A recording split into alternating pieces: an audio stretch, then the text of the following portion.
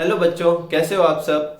आज हम स्टार्ट करेंगे चैप्टर 6 का पार्ट थर्ड। अगर अभी तक आपने पार्ट सेकंड नहीं देखा है तो इस कार्ड पे क्लिक करके पार्ट सेकंड विजिट कीजिए। देखो, प्रीवियस दो वीडियो पार्ट में अपन ने दो टॉपिक पढ़े हैं।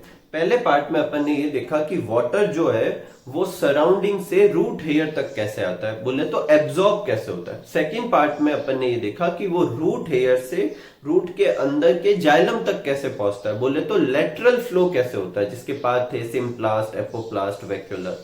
इस पार्ट में अपन ये देखेंगे कि जो वाटर है, जो एब्जॉर्ब वाटर है, वो रूट से ऊपर की तरफ कैसे बढ़ता है। इसको अपन क्या बोलेंगे, एसेंट ऑफ सेप।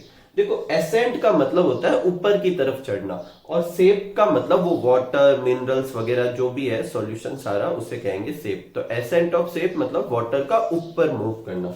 तो the upward transfer of absorb water from root to all part of plant, root से सारे पार्ट में फैलना, और वो भी किससे, जाइलम से। इसको क्या कहेंगे, एसेंट ऑफ सेप। और जो एसेंट ऑफ सेप है उसका पाथ क्या होता है, जाइलम। इसको अपन को एक एक्सपेरिमेंट से प्रूफ भी करना है या शो करना है कि हाँ जाइलम से ही होता है। इसके लिए अपन क्या लेंगे, कनाडा बाल्सम। कनाडा बाल्सम जो होता है वो एक प्लांट है, उसका या तो हम कोई यंग ब्रांच ले लेंगे या छोटा सा प्लांट लेके उसकी रूट को कट कर लेंगे। अब इसको एक लिक्विड से भरे हुए कंटेनर में रखेंगे, और उसमें जो वाटर ले रखा है अपन ने, उस वाटर में इयोसिन या सेफेरिन कुछ भी ऐड कर देंगे। इयोसिन और सेफेरिन दोनों ही स्टैंड फॉर्म होते हैं, तो उससे जो वाटर जो है वो कलर हो जाएगा। अब ये जो वाटर जहां जहां से होके जाएगा, साथ ही साथ में वो कलर भी मूव करेगा। तो जब बाद में अपन कट करके देखेंगे तो जो पार्ट कलर्ड होगा वो क्या शो करेगा कि वाटर उस पार्ट से मूव किया है। तो इस एक्सपेरिमेंट को तब तक होने देंगे जब तक अपन को लीफ की जो वेन्स है उसमें कलर दिखाई देने ना लगे। एक बार जब ऐसा हो जाए, 2-3 घंटे काफी होंगे इसके लिए। जब ऐसा हो जाए तो उसके बाद में आइदर इसके स्टेम या लीफ की जो वेन है उसके ट्रांसफर सेक्शन करके जब अपन माइक्रोस्कोप के नीचे देखते हैं तो अपन को पता चलता है कि सिर्फ और सिर्फ जाइलम वाला पार्ट कलर्ड है, बाकी सारे कलरलेस है। इसका क्या मतलब हुआ, जाइलम कलर्ड होने का मतलब जो वाटर, जो कलर्ड वाटर था वो कहां से होके फ्लो हुआ है, जाइलम से। तो इससे प्रूफ हो जाता है कि एसेंट ऑफ सेप किससे होता है, जाइलम से होता है। तो अपन इसके लिए ये वाला एक्सपेरिमेंट करेंगे, अच्छे से आप सब नोट कर लीजिए। आगे करते हैं। आगे है अपने mechanism of ascent of sap. तो mechanism of ascent of sap में 3 तरह की थ्योरी पढ़नी है, vital force theory, root pressure theory और फिजिकल फोर्स थ्योरी। सबसे पहले अपन एक एक करके करेंगे। सबसे पहले अपन करेंगे वाइटल फोर्स थ्योरी। तो देखो, पहले अपन ये समझते हैं वाइटल फोर्स क्या होता है। तो ऐसा फोर्स जो जीने के लिए जरूरी हो उसे क्या कहेंगे, वाइटल फोर्स। या ऐसा फोर्स जो लिविंग सेल में बने उसे क्या कहेंगे, वाइटल फोर्स। इसका मतलब वाइटल फोर्स थ्योरी के हिसाब से वाटर एब्जॉर्प्शन कौन सी सेल से होगा, जो सेल क्या हो, लिविंग हो। तो according to this ascent of sap in plant occur by biological forces, और जो कि कहां जनरेट होते हैं, लिविंग सेल में। जो सबसे फर्स्ट थ्योरी है इसकी वो है रिले पंप थ्योरी। किसने दी थी, गोल्डेवस्की ने। इन्होंने कहा कि जैसे रिले रेस होती है, रिले रेस में क्या होती है, एक पर्सन भागता हुआ आता है और अपने हाथ का जो भी, उसके हाथ में जो भी दिया गया हो वो अगले वाले को देता है, फिर आगे वाला और भागता है, फिर वो अगले वाले को पहुंचाता है। इस तरीके से चलता रहता है। इसका मतलब एक बार कोई चीज खुद लेनी है और फिर उसको आगे पहुंचानी है। तो रिले पंप थ्योरी भी कुछ यही है। रिले पंप थ्योरी के हिसाब से सपोज करो जैसे ये 3 सेल है, तो सबसे पहले ये वाली सेल वाटर इससे लेगी और फिर अपना वाटर किसको देगी, इसको। और ऐसा करने के लिए इन तीनों सेल में लगातार ऑस्मोटिक प्रेशर में चेंजेस आएंगे। और ये सेल कौन सी होगी, जाइलम पेरेन्काइमा या मेडुलरी रे।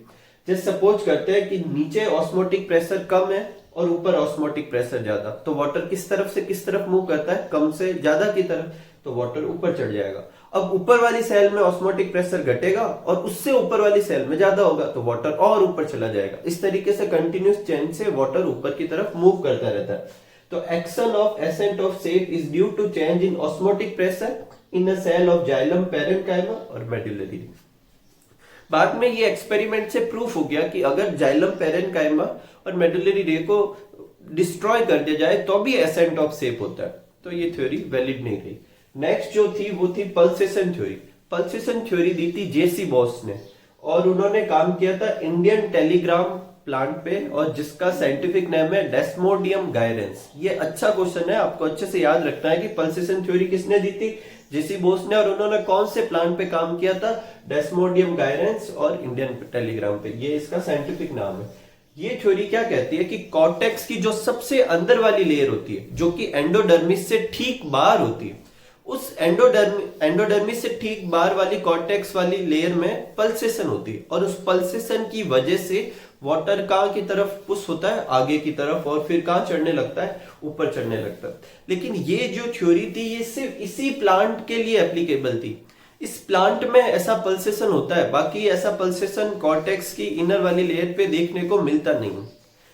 नेक्स्ट था स्ट्रॉसबर्गर का एक कंसेप्ट था।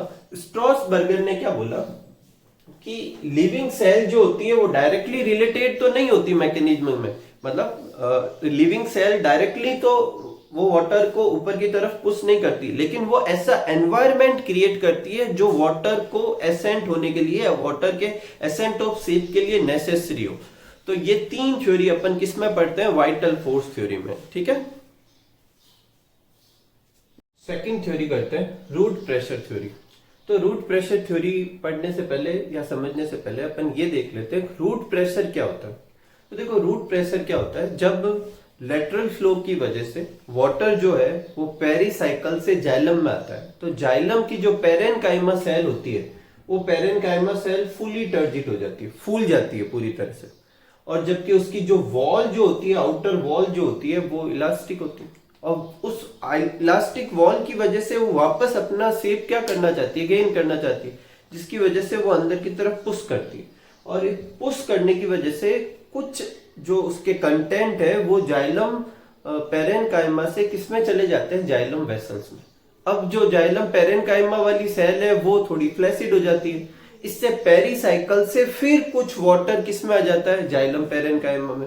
अगेन जाइलम पेरेनकाइमा टर्जिट हो जाती है, फिर वो वाटर को वापस किसमें पुश करती है, वेसल्स में। धीरे धीरे वेसल्स में सेल शेप बढ़ने लगता है, जिसकी वजह से वेसल्स में, जाइलम वेसल्स में एक हाइड्रोस्टेटिक बोले तो वाटर की वजह से एक प्रेशर डेवलप होता है जो वाटर को ऊपर की तरफ पुश करता है। इस प्रेशर को क्या कहते हैं, जाइलम की इस प्रेशर को कहते हैं रूट प्रेशर। क्या कहते हैं, रूट प्रेशर। तो क्या होता है, when water reach to xylem parenchyma it become turgid and cell wall of xylem parenchyma is flexible. Due to it, xylem parenchyma cell try to come back in normal position. So it apply pressure. Due to this, some quantity of liquid come out from cell and move into xylem vessels. और धीरे धीरे xylem vessels में amount बढ़ती है, उसकी वजह से एक प्रेशर डेवलप होता है। अगर ये जो पूरा है ये आपको सिर्फ समझने के लिए आप नोट कर सकते हैं, लेकिन एग्जाम में डिस्क्राइब करने की कोई नीड नहीं। डेफिनेशन क्या लिखेंगे, तो ये एक तरह का पॉजिटिव हाइड्रोस्टेटिक प्रेशर है। पॉजिटिव से समझते हैं, पॉजिटिव का क्या मीनिंग है। पॉजिटिव का मीनिंग है कि जिस तरफ वाटर जाना चाहता है ये प्रेशर उसी तरफ लगता है। वाटर कहां जाना चाहता है, रूट से ऊपर की तरफ, और ये प्रेशर भी उसी तरफ क्या कर रहा है, पुश कर रहा है, ठीक है। तो it is a positive hydrostatic pressure develop in sap of xylem vessels of root and can raise water up to a certain height. उसे क्या कहेंगे, रूट प्रेशर। रूट प्रेशर को किससे मेजर कर सकते हैं, मैनोमीटर से। मैनोमीटर से कोई भी प्रेशर मेजर कर सकता है, इसलिए रूट प्रेशर भी इसी से ही मेजर करेंगे। अब अपना जो टॉपिक था ये क्या, रूट प्रेशर और accent of shape.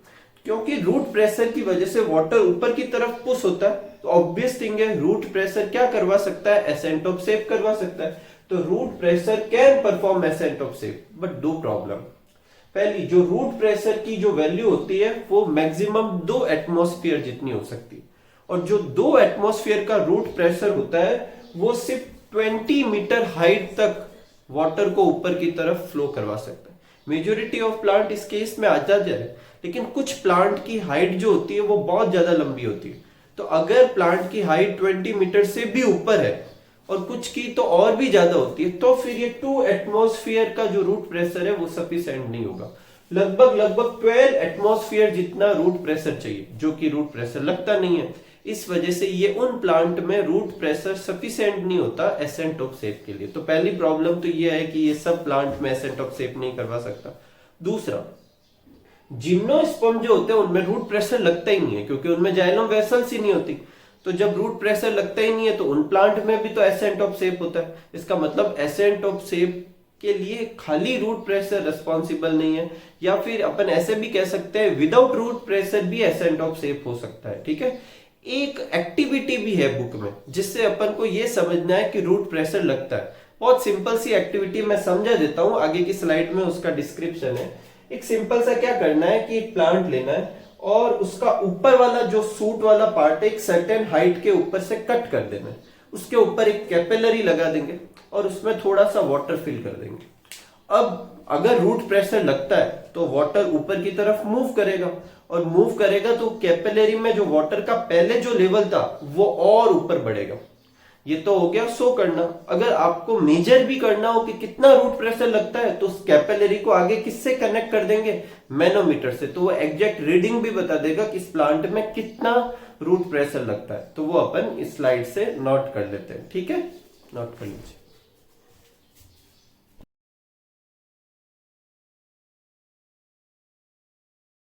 Next start करते हैं फिजिकल फोर्स थ्योरी। ये चैप्टर का लास्ट टॉपिक है और सबसे इंपॉर्टेंट टॉपिक है इस चैप्टर का। फिजिकल फोर्स थ्योरी सही एक्सप्लेनेशन देती है कि वाटर का एसेंट ऑफ शेप किस तरीके से होता है। ये थ्योरी डिक्सन एंड जॉली ने दी थी, और इस थ्योरी के अकॉर्डिंग कोई भी लिविंग सेल पार्टिसिपेट नहीं करती एसेंट ऑफ शेप में। ओनली फिजिकल फोर्सेज एनफ होते हैं एसेंट ऑफ शेप के लिए। तो ये किसने दी थी, डिक्सन एंड जॉली ने। और इस थ्योरी के अकॉर्डिंग क्या था, no living cell participate in ascent of sap, it occur due to physical forces. और कौन से फिजिकल फोर्सेज थे, 4 फिजिकल फोर्सेज की वजह से ये हुआ था। पहला था कैपिलरी एक्शन, दूसरा कोएसिव फोर्स, तीसरा एडेसिव फोर्स और चौथा ट्रांसपीरेशन पुल।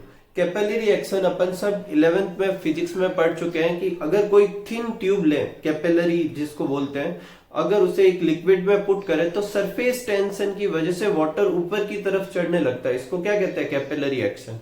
कोएसिव और एडेसिव फोर्स भी फिजिक्स में पढ़ाए जाते हैं। कोएसिव फोर्स क्या होता है, एक ही जैसे मॉलिक्यूल के बीच में जो अट्रैक्शन लगता है उसे कोएसिव फोर्स कहते हैं। जैसे कि वाटर के मॉलिक्यूल के बीच में जो फोर्स लगता है वो क्या होता है, कोएसिव फोर्स। और वाटर और किसी और चीज के बीच में, जैसे मान लो वाटर और जाइलम वेसल्स की वॉल के बीच जो फोर्स लगेगा उसे क्या कहेंगे, एडेसिव फोर्स।